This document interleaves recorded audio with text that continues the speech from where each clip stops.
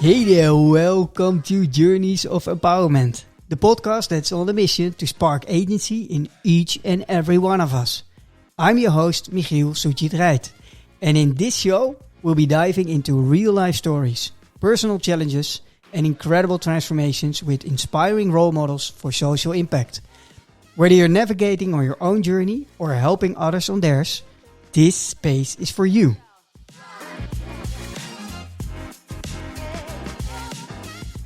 But before we dive in, I'd like to take a moment to thank our first sponsor, Neotopia, for believing in our mission. Neotopia empowers leaders, both formal and informal, to influence positive behavior change through proven organizational behavior management. Their training and coaching help teams create lasting culture shifts and drive performance with positive reinforcement. For more info, check them out at neotopia.nl.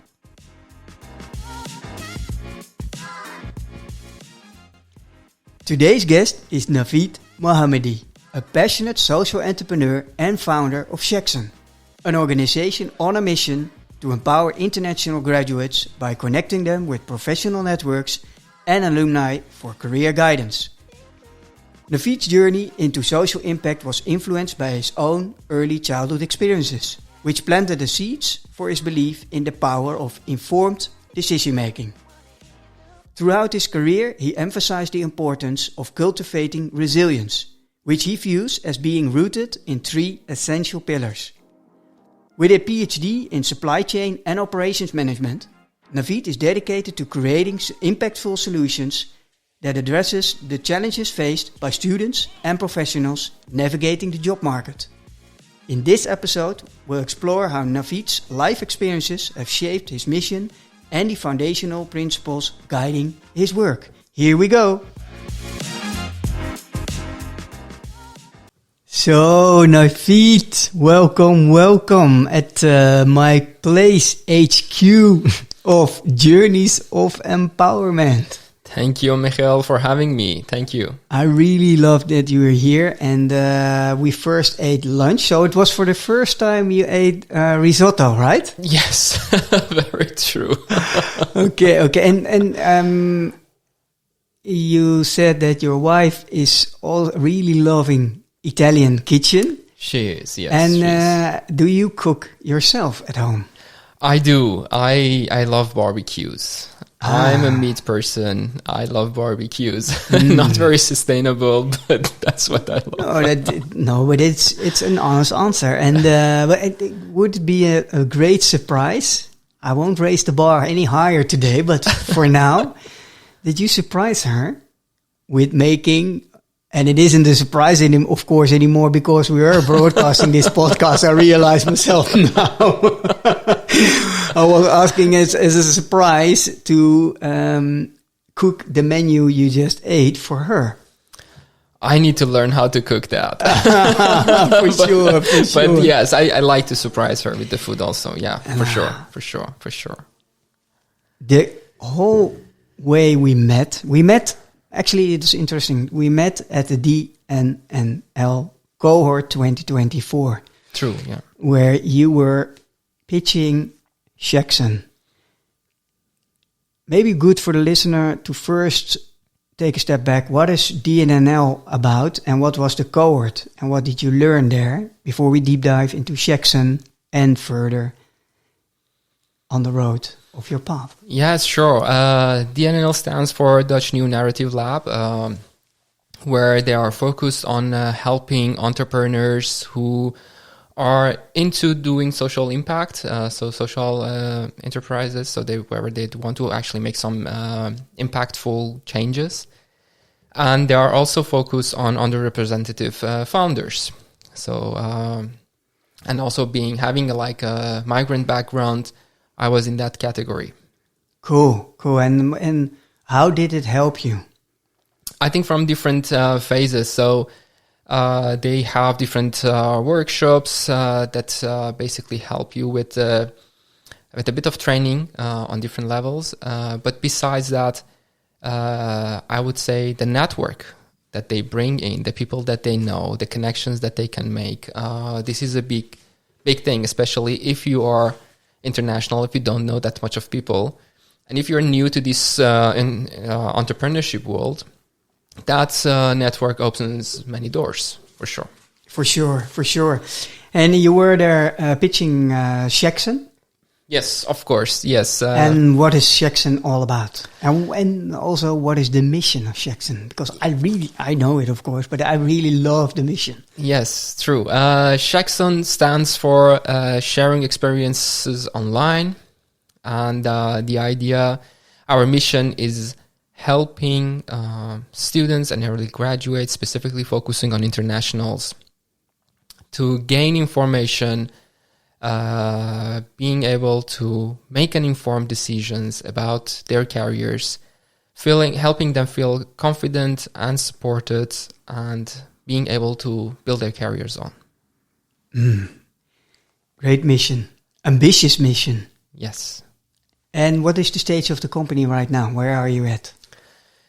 So right now we are running our pilots. We are organizing events. We inviting alumni, successful international graduates, working in good companies, bringing them back to share their tips and tricks, talk about their how they made it there, challenges they faced, how they overcome those challenges, to simply give some ideas to these young international students who are trying to navigate the same way. And also bringing in the network we just talked about. For them also, you need to put yourself in a position of an international to understand that these people not necessarily have the network and don't know enough about the companies, about their cultures, how open they are in order to be hired international young graduates, and also not knowing too much about anything. So these alumni have a lot of information that when they are going back, talking with the community, they can provide significant amount of changes in the perspective of the young students or graduates to make a better decisions for themselves, which company, how, and where suits me best. And can you give a few examples of the part not knowing? Because there's a lot of knowledge which is in common to have at a certain age growing up in a certain country, but which information is really missing. For instance, which information for you when you came to the Netherlands was specifically helpful? That's true. So what's happening is that when you come from an international country, specifically out of EU, and then there might not be the same companies operating in those countries. For me, when I arrived, I did my Ph.D. in Germany, if you know. And then there, when I arrived there, I didn't know the name of the companies, famous ones, big consultancies that everyone knows here. I didn't know. I had to learn them because those are not existing in my country. And the same holds for international students. Imagine you have done your bachelor somewhere, and then now you're arriving in Netherlands for a master's. It's just 2 years. You're busy with the courses. You're busy with learning the lifestyle, learning the culture. Maybe you're learning the language, also trying to. And it's difficult to keep up with the name of the companies, learning about them, learning about the opportunities they have, being aware if these companies are open to hire you as an international. Are they really into diversity? Are they welcoming you?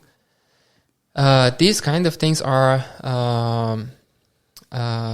important, specifically culture-wise also. So there are many. We had a talk with career developments at universities, and they were like, we have very good international students, but we have a difficult time convincing companies to hire them.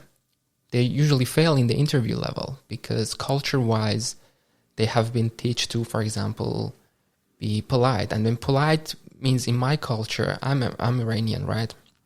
And in my culture, you don't talk about your capabilities, right? So you try to be humble. That's the polite way of you representing yourself. So you want to show what you can do in the job, in action. However, the culture here, I came to notice, is quite different. So you might actually even overstating what you're capable of to get the job interview, and that will perceived as confidence, and that's something that the employer might be interested in. And that's why many internationals will fall below the bar for these companies, because they're not well representing themselves. So these are like tricks and things that they need to prepare. We need to prepare the international graduates to know how to even represent themselves in the job interviews, and also when they enter the company, how to merge into the culture of the company. And I can imagine this is very valuable for the international graduates. On the other hand, what about the employers? Are you also thinking with SHEXON to focus on education, educating the employer side, or are you primarily or only focusing, and that's good, focus is good, but there's no right or wrong, but are you also thinking about with SHEXON educating the employers about all the cultural differences and what's needed, or are you primarily going to focus on the graduates? What is your aim? That's a very good question, Michael. So what we're trying to touch here is to helping international graduates get into the right positions for themselves. That's the main mission.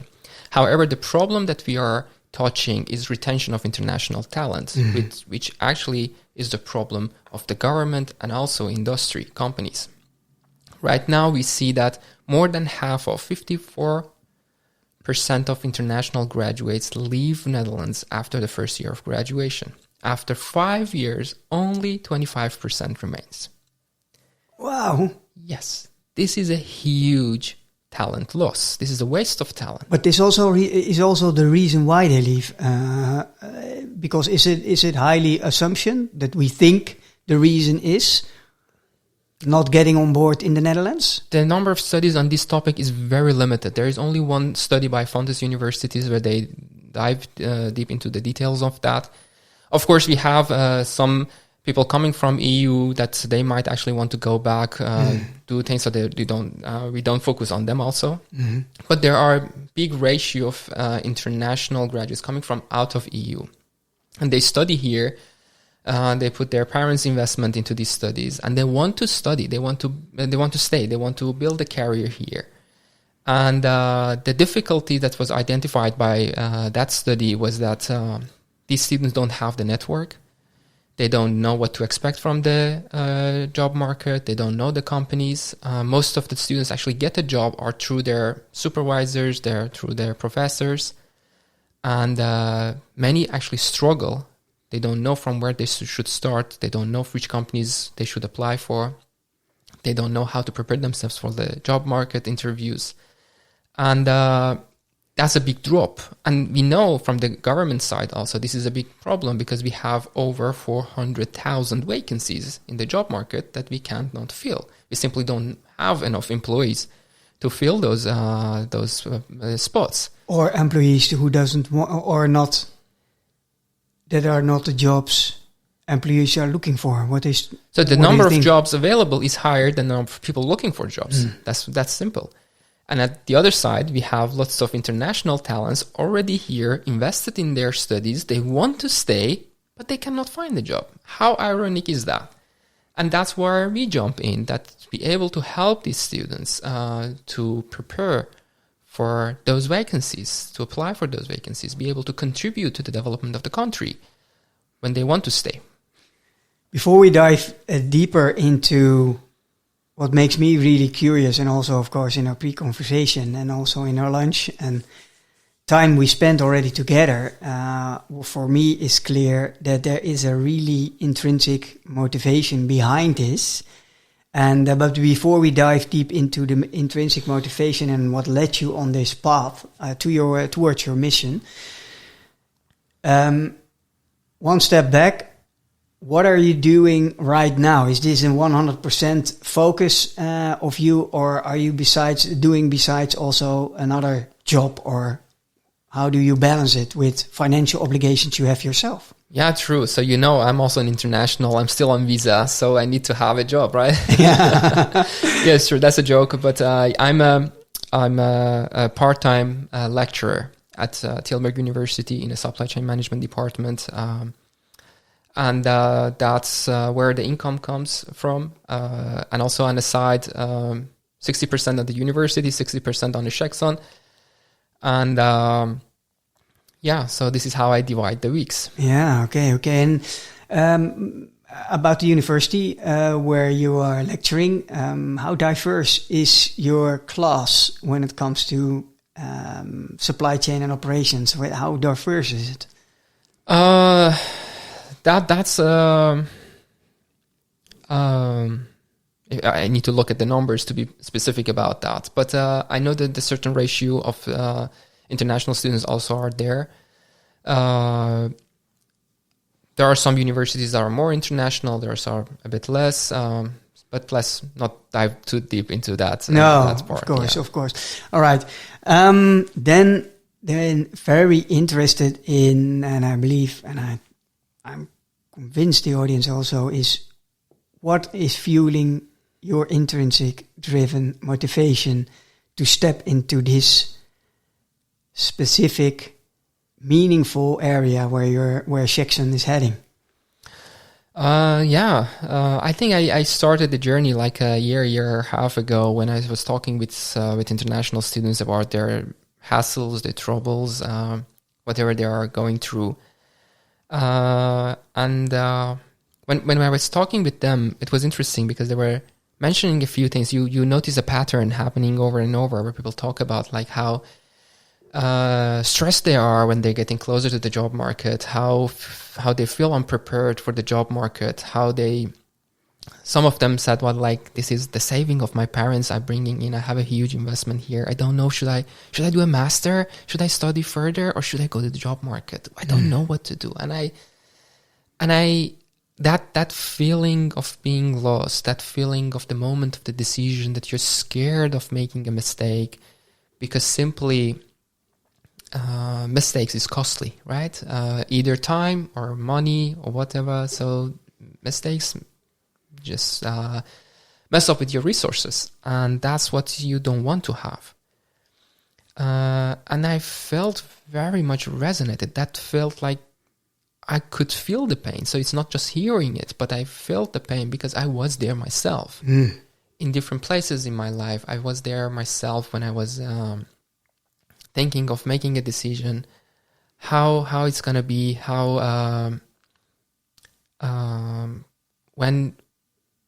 when you're afraid, because most of the time you don't know, right? So you decide on a path, you try very hard for it, you put a lot of effort in it, but you're not sure if it's gonna work out, if it's gonna be a good decision at the end. No one knows, but the feeling was very strong for me also.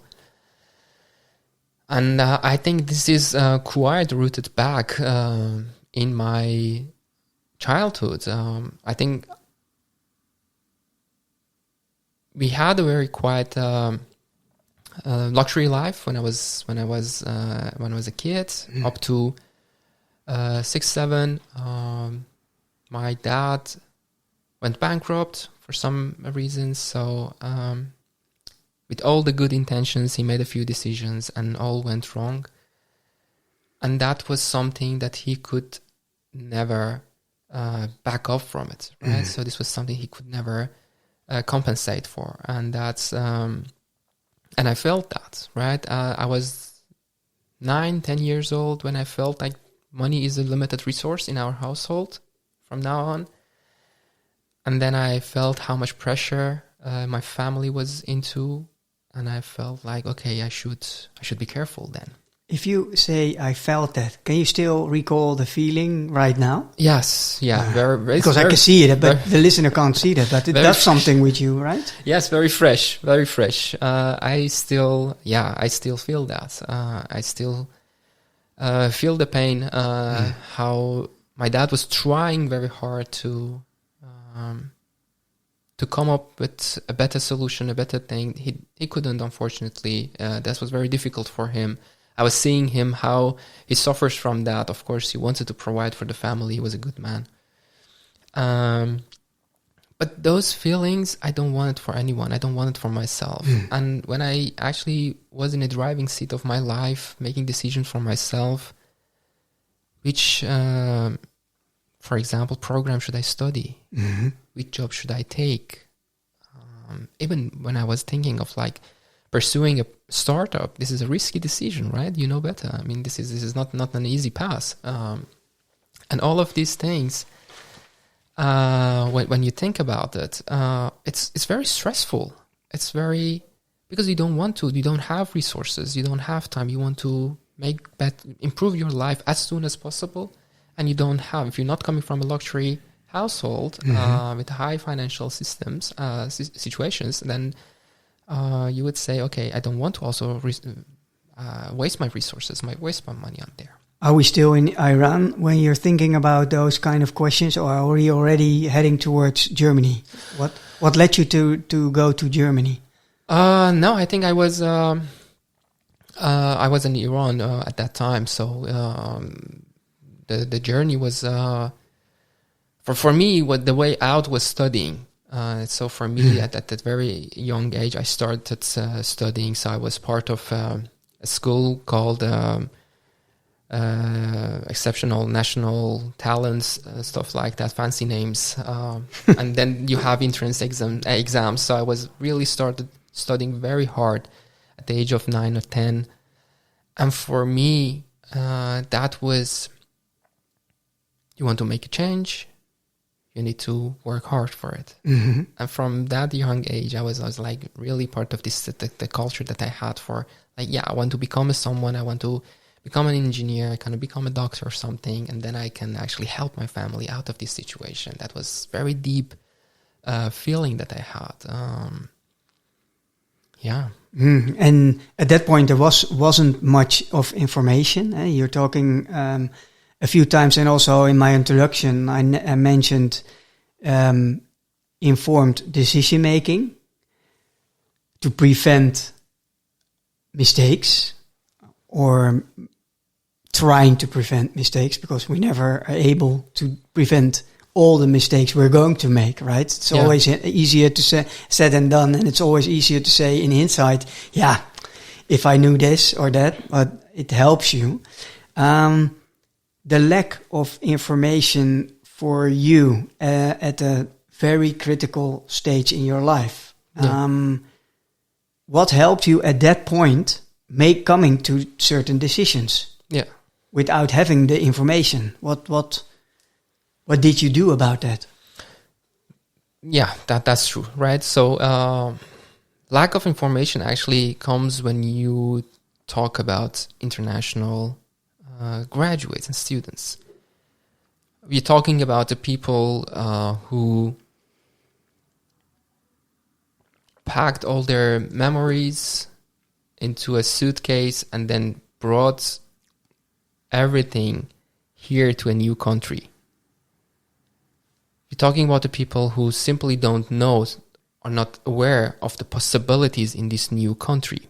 We're talking about the people who don't have a relatives or cousin who have been in this new country to give them insights about how it is like to be in that company, how it is like to be in that university, how it is like to study that program. And that's the fuzzy part comes in. So you have arrived, you have studied, you have built a life here, but then you want to make a decision. For me personally, that was like the moment I was like thinking, I did my Ph.D. in Germany, I did my postdoc in TUE, Eindhoven University of Technology, and then I knew that I want to do a startup on the side. I knew that I wanted to do the startup. Initially, it wasn't on the side. It was like I knew I wanted to do a startup. And then, of course, you need to think. At some point, I come to the realization, so if I need to make this sustainable, I need to also think of my financials here. And then I had 3 options. Simply going to industry, going to consultancies, going to university, right? And why didn't you choose either one of the three?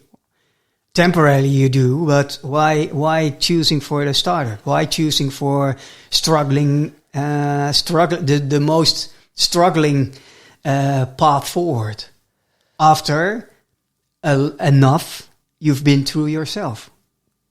Now you have a PhD, you can easily earn a lot of money. People are in line of hiring you with all your capabilities, and yet there is something in you why you choose this path. Yes, I get that question quite. I've got that quite a few times. That's true. I think for me,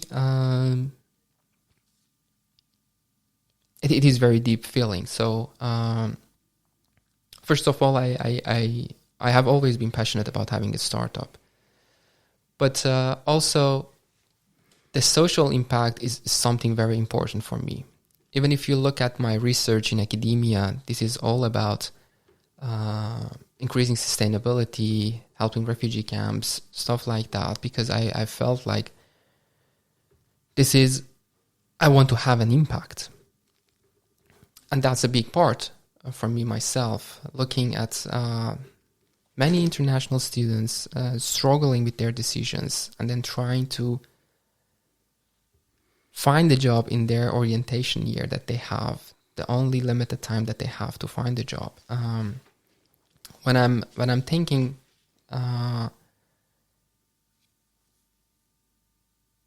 deep into it, I think no one wants to make a mistake. Everyone wants to be successful. Everyone wants to make a good decision for their lives.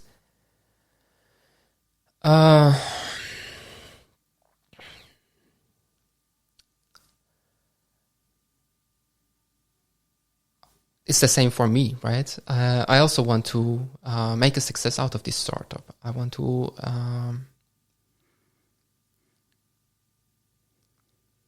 not only helping people, also helping myself, helping my family whenever I can. I said that from a young age, I had this the feeling that I need to become someone who make the change, who brings the change to the situation of the family. And when you look deep into it, there are painful moments in life that keeps you going and keeps you be more ambitious about things. I have a very vivid memory of my mom, actually. During those days that financially was very, very good, she tried to, with whatever cash she had in hand, so she tried to go to stores, to city center, trying to buy something, make a meal out of it. And in my country, it is not like these big stores, big chain stores. These days, yes, but like 20 something years ago, it wasn't. So it was like bazaars where you go, there are small stores, everyone have a diversity of foods sorted out there, different prices. So usually, if you want to buy something, you need to check out the prices of few stores and then compare the qualities to be able to buy something suitable, right? She goes there, she has a bit of money in hand, she goes to different stores. Of course, she needs a few ingredients, she decides on one, find the one price, goes to other stores, compare the other ingredients, doesn't add up to the money that she has in hand. And she spends a few hours thinking, looking, she gets so frustrated under pressure. She takes a bus, goes home, and cries all the way when she's getting home. This is painful. Not my mom. I don't think anyone should experience this. And I don't want this to happen ever again to my family, to my mom, to my wife. Don't take me wrong. They don't need it anymore. I mean, this is not about that they need this. My wife is a very successful data scientist. She's super smart. She's actually very successful in her career. I'm so proud of her. Beautiful. Yeah, of course. She is actually these days supporting me with this startup, right? So that's the thing. It's not about they needing me to do this for them. It's about the love that I have, and I don't want this happen again. I want to be able to provide. This is a very traditional kind of mindset, probably. But I love this feeling. Traditional? What do you mean by this is very, very old-fashioned. Maybe it's a word that might be that being able to provide, right? But this is how I love this. Yeah, but maybe only because you are a man that you think it's traditional, or you as a person taking care of the family. For me, that's different. It's a different angle. Yeah, true.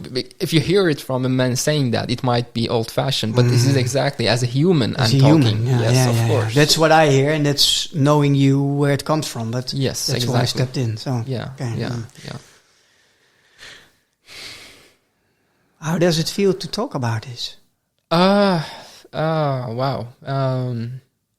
Vulnerable, and also powerful at the same time. What I shared is just something that I haven't shared that very often. I mean, there are very few people actually know this very deep motivation of me helping me keep moving, because support, you mean helping you keep moving? Is this also where community for you comes in?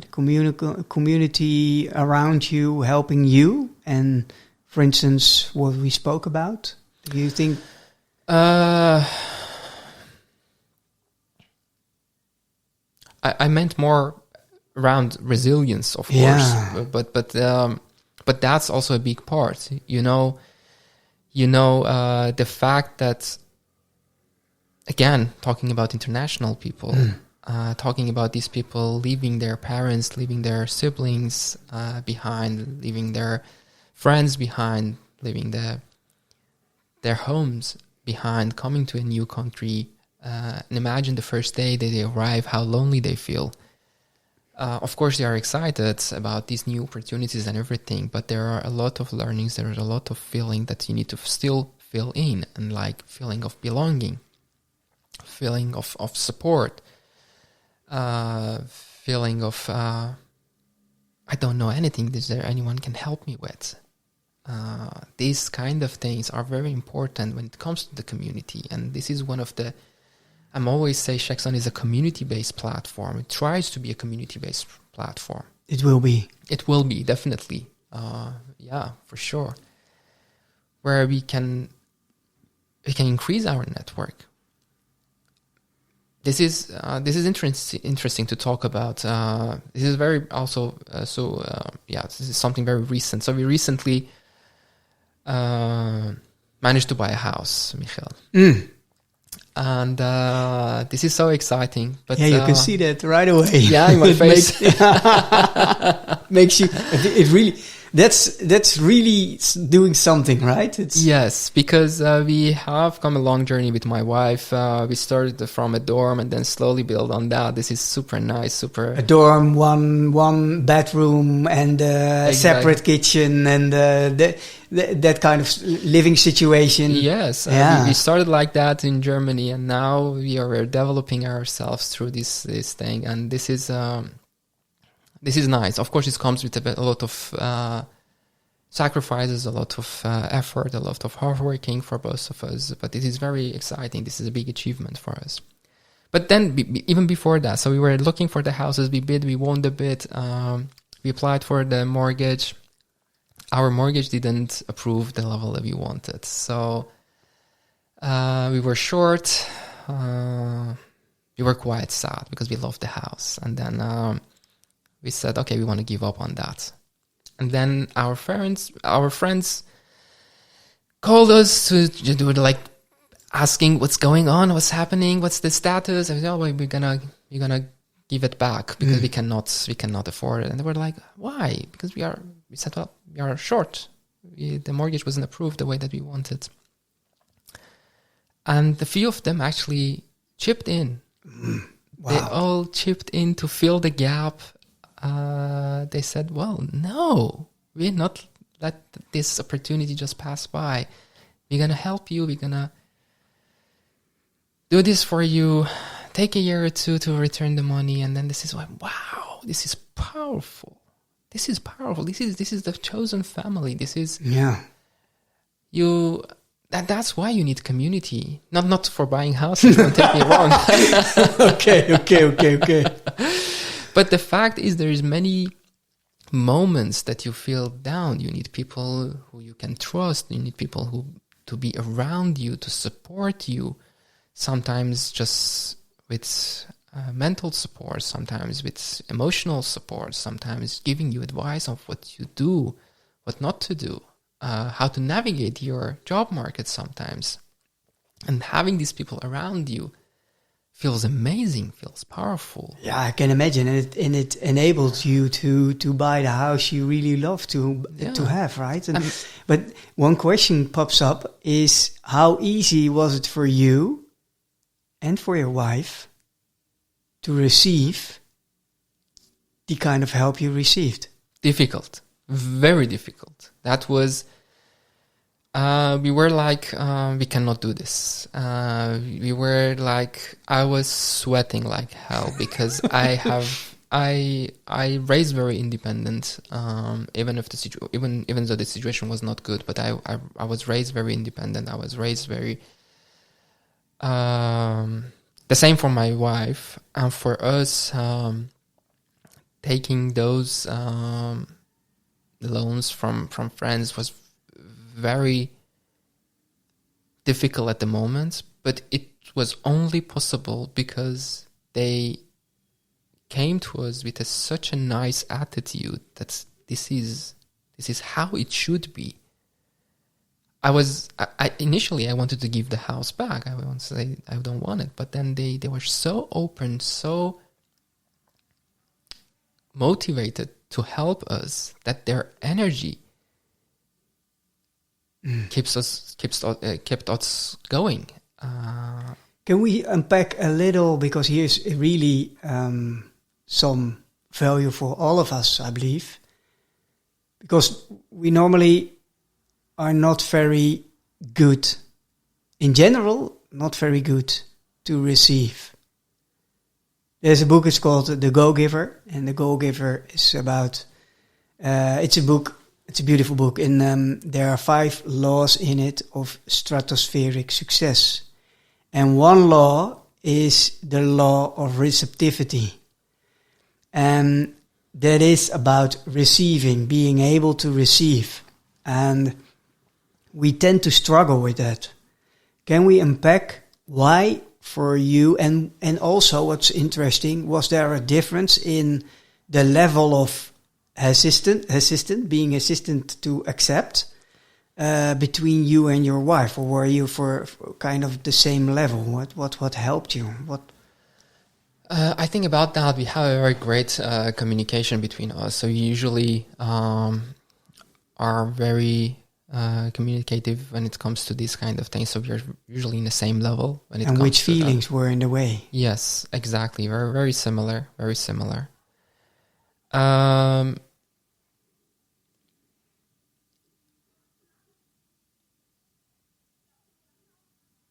Yeah, I think if you back to what you said, that we are not very good with asking and when it is receiving, and I feel this is happening also in different levels.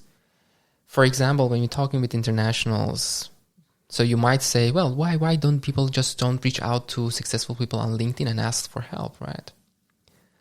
And that's the thing. Most of us, we are just, it's very hard to just reach out to someone. Why they should answer us, why they should waste their time on us. They are a successful woman somewhere or man somewhere. why they should help us. And that's a barrier also we want to get done with it, with the SHEXON, to bring people and saying these people are available, I'm willing to support. And all you need to do is to take their hands. And that's something that we try to bring in as a community, to say, look, yeah, there might be people who don't want to help, but these people that we have in our community, they are open to share, they are open to help. Just let's get benefits from the situation. And they are also willing to share because they know the pain. They've already been there. They have been the same dark days they have spent, and they are quite happy to share that. Our next event is coming up, and then I was reaching out to people. I'm trying to select alumni, high-profile people, Michael, high-profile people, stars. And I was reaching out to them, and they were more than happy to support us. This was wonderful, unbelievable. And this is almost always the case, right? Reaching out and asking, and then we are surprised how much help and support, yeah. And how much willingness for people in a certain domain, whatever, there actually is. True. So, but this is about the asking part. And for me, personally, the receiving part without even asking, but just getting something. For instance, these beautiful equipment, I got it from a friend of mine who is an accomplished podcaster. I won't mention his name again. And the first feeling when he opened his trunk and showed the brand new equipment, and here you are, buddy, for you. The first reaction, I was taken aback. I was like, okay, why? And why me? But it took me almost 1.5 weeks to allow myself to unpack it. And I was like, what's happening here? What's happening inside of me? And and to be honest, I really was curious. It made me curious. What's standing in the way of receiving a gift of a friend? I'm helping him out quite sometimes, and we love to help each other out. Now receiving a beautiful present, and what's standing in the way? Just open it, being happy, and feel free to start using it. And it took me 1.5, almost 2 weeks to unpack it. And it's a personal story, of course, but I come to the conclusion that why me? Why me? Because underneath, for me, is feeling, and again, it's a personal story, I'm not projecting anything, it's for me, do I deserve this? Why do I think I deserve this? Who is waiting for another podcast? That was the second challenge. But the first challenge was accepting, receiving the receptivity of getting such a big present without doing anything in it in return. No pressure, buddy, was the message. Awesome. And I had to really dig into, and I'm now 51, so even at 51 we can still learn a lot about ourselves, right? Every day. It was the feeling of not feeling good enough. And why you? Why do you deserve this? Yeah. So that's for me the challenging part of receiving, and especially when I didn't ask for something, because I'm not hesitant to ask for anything. I reach out. I have a goal in my hand, but receiving without any expectation, and just that was really difficult. It really. Was a challenging thing. Is there something for you resonating in what for me was standing in the way? What was for you?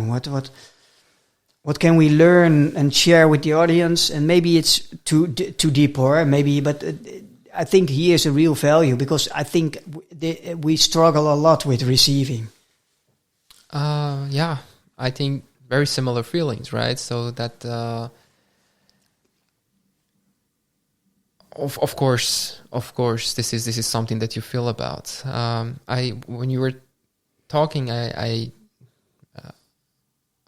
your talks were, what you just said was very much resonating with one of the interviews that I had with one of the students, and she was like,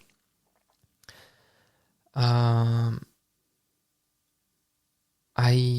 want to work for this. So she named the company, and she said, well, I really want to work for this company, and there is like people that I might be able to connect, and I know she offered me to have a chat with her, but then I'm so scared. Why should she waste her time on me? She's so busy there. What's the chance of this big company, this corporate hiring me? What's the chance there? So she was so, let's say, underthinking herself, undervaluing herself, that she couldn't see that actually there is some support out there. There is chance to be in that good companies, but she was not feeling to receive that support at that time. Yeah. Do you think it's about the challenge of feeling deserving? Not sure. Not sure, huh? I don't know. But it's very uncommon. I see them quite often and on different levels, and also people with different backgrounds, and also financially well accomplished, but still receiving is a theme for us, and when we look into your story, a lot of challenges along the way, and but you always got back on your feet and you did it anyway. You went through what's helping you building, well, let's say, resilience. What does resilience mean? What does it mean for you?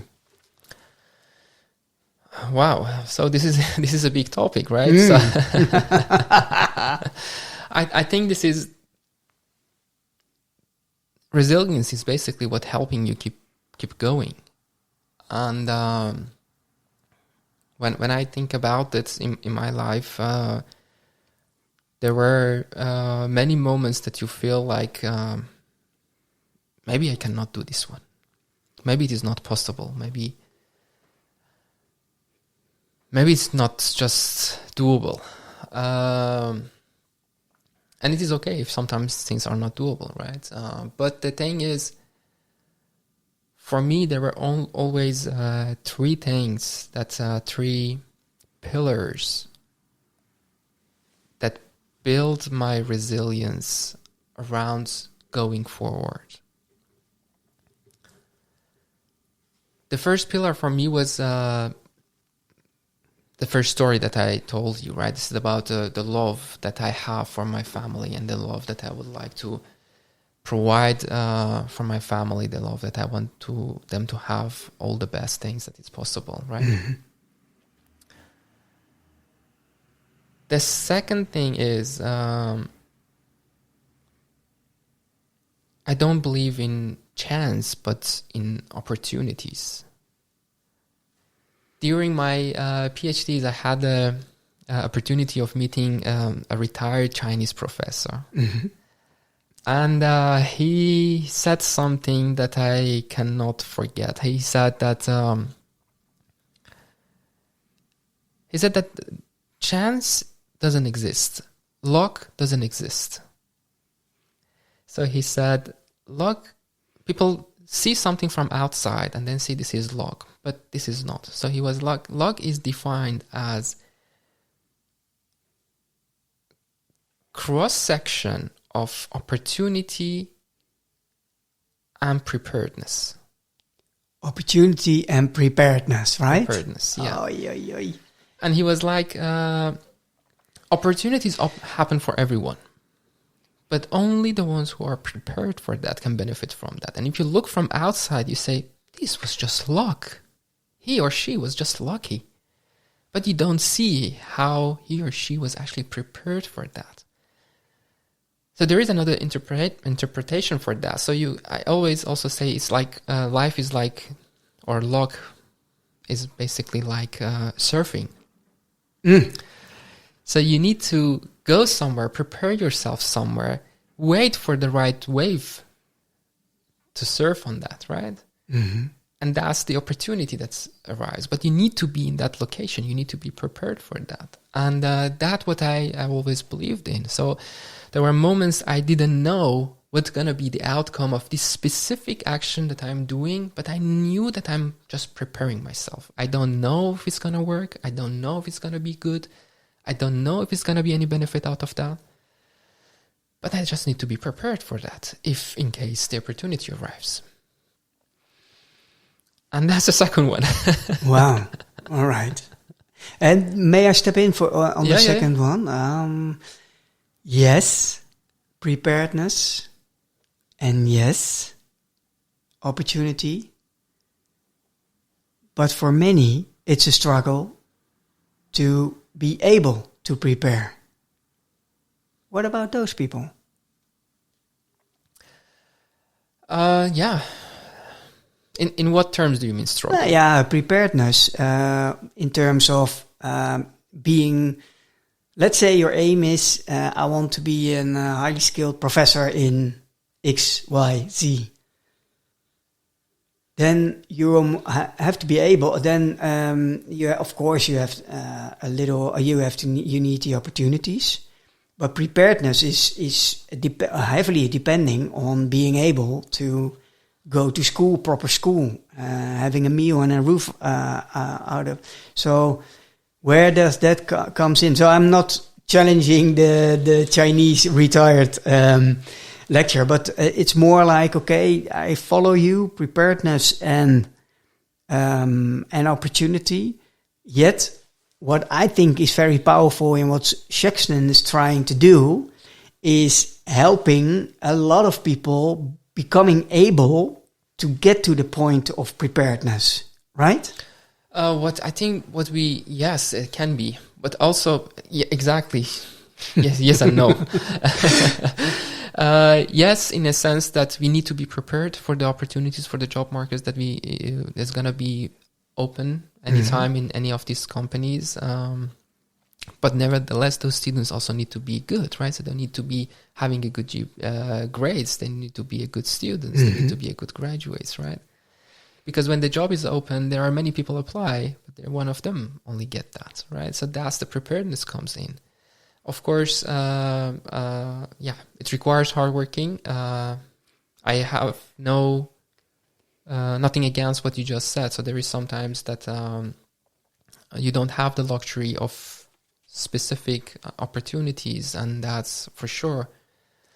But if you have, then you better prepare for it. Yeah, and this is all about the agency and also the discipline and the grit to be prepared, right? Exactly, so not waiting only for, not only waiting for the opportunities to come by, but also almost forcing yourself or nudging yourself or sparking agency in you of becoming prepared.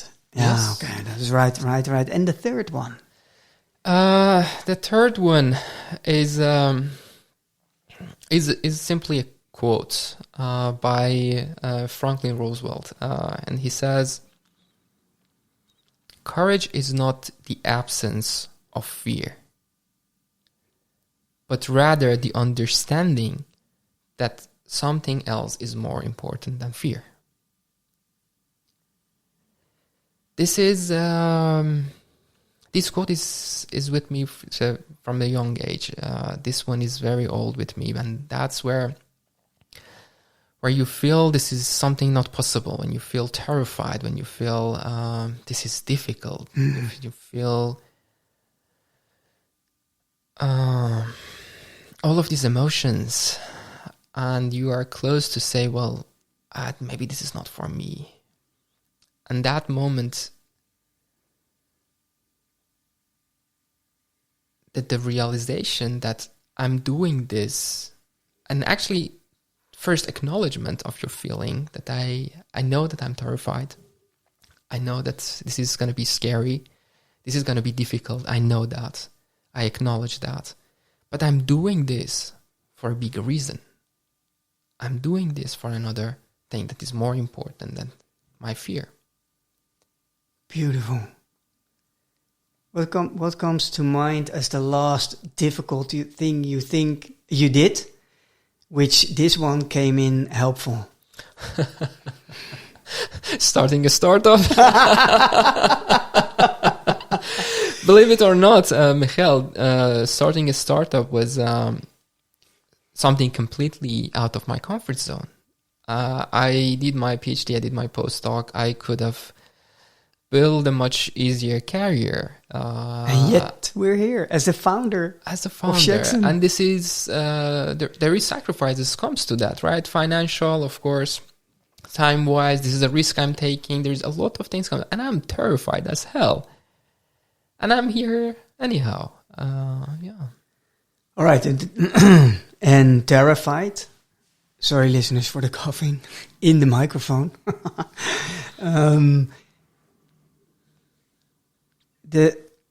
How does that work for you to be afraid and be scared and feel discomfort in your whole body, and you do it anyway? People talk about, we did it anyway, but what helps you? What do you do? I do risk assessment. For me, those fears comes from a risk, right? That's the thing that you have. And then what I try to do is that I look at the worst case scenario. I look at, I think there are moments that there are different type of risks that you might go for, right? This is some crazy risks that you might feel, okay, this is very icy road, and this is very difficult, and I'm gonna run on that. So that's crazy. Run on an icy road. That's crazy. But then you might actually see that and see, okay, this is icy. I want to go this path. I need to go this path. Then I need to take my steps carefully. And that's what I try to do. So I try to assess the risk, be aware of the risks, and then think, I know this is a risk, but I need to know what's my plan B if something goes off, right? So if something happens, how I'm going to deal with that. So this is how I kind of manage my fear also, in the sense of seeing, okay, how it's going to be, what's the worst case scenario that can happen, how I'm going to react to that, what's my plan, and based on that, you go forward. Fear is a big word. Many of us, including, of course, myself, experience fear at a certain level, at a certain moment, every day, each day. And is this also what we can find when we're looking for SHEXON and when students? Do you think about coaching courses or whatever to help people overcome and do a risk assessment or help them give tools to overcome? Is that also a part of the scope? Where do you think it stops, ends and stops? Not yet. Maybe one day, but not yet. So what we're trying to do right now, I try to duplicate what worked for me. Right. So when I was in a stage of making a decision, I said I had 3 opportunities, and what I did, because I didn't know how does it work if I work for a consultancy part time, how is it like to be working for a company part time, but which one I would like more. Which one suits my calendar, my schedule of starting my startup on the side. So what I did was I actually reached out to people in my network. I was very luxury in that sense. I had people in different categories, and I reached out. They were more than happy to support, talk about their experiences. And that information helped me to make an informed decision for myself. Was it lucky that you have those people around you, or did you create the environment or put yourself in the environment that you have those people around you? Because I don't believe in luck. I really believe in you seized your opportunity, you created an environment. What helped you? I think I have a character that I would not afraid of reaching out to people. So I'm asking a lot of questions, and then people are kind enough to answer and help. But also that is something big, because I noticed not everyone is doing that. Not everyone is willing to ask for that. And that's why we said, well, this works. This worked for me at least. I know that for many others. Then let's just scale this. Let's just bring it to the table to offer to everyone. who might actually have a small network. Maybe they don't know anyone. And then making this network, this valuable network, available to a bigger community to benefit from it. Beautiful. We're nearing the end of our, I believe, will be many more episodes to dive deep into the many beautiful things you mentioned. I would love to end with turning it around and ask the question directly to you. Where do you need help? Wow. You didn't see that one coming, eh? Oh, a good one. I think we are starting our first steps at SHEXON. And the first steps are the most difficult ones always. I'm honored to share that our first event is coming up at 29th of November. Wow. With a wonderful alumni willing to share. This is also supported with wonderful organizations. I'm going to announce that this is a surprise. But then we need more support. 29th of November. 29th of November. And as soon as you can share something, we will also leave it in the notes within this episode, so I can add it later if it's not for now, if it's still in high secret stage. But okay, 29th of the November. Yes. And where can you? In Eindhoven. Cool. It's gonna be placed in person. Although our name stands for online, but for now with the demo we start with in-person events to see how we can scale that. And for that we need more support from companies who actually willing to hire more international people, increase their diversity in their teams. There are many challenges that also these companies are facing in terms of right talent, not just in terms of professional talents, but someone who fits their culture and is best for their culture. And what we are offering in our events is not to say, I'm good, but rather let your employees say how they developed in your organization and become a very authentic, nice employer branding. And this is what we are trying to do. So if you are a company listening to this, if you are an alumni, international alumni, knowing that your company is actually willing to exceed on that, feel free to reach out. We need every help, everyone who actually can support us in our journey. That's a great ask. And where can people find you? LinkedIn. LinkedIn is the best place. SHEXON is also on LinkedIn and also on Instagram. Reach out, connect, and stay tuned for what's coming next.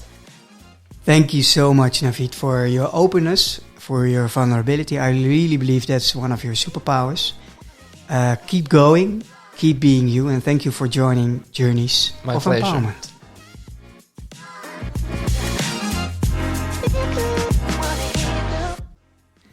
Oh, and one more thing. A quarterly foundation allyship shoutout. This quarter, I'm honored to spotlight Fresh Table Foundation, a true pioneer in social impact. Fresh Table is changing the world one meal at a time, empowering former refugees, promoting sustainability and advancing social inclusion through its work. Their vision of an inclusive, equal and sustainable world aligns beautifully with the mission here at Journeys of Empowerment. Join Fresh Table's mission to make an impact.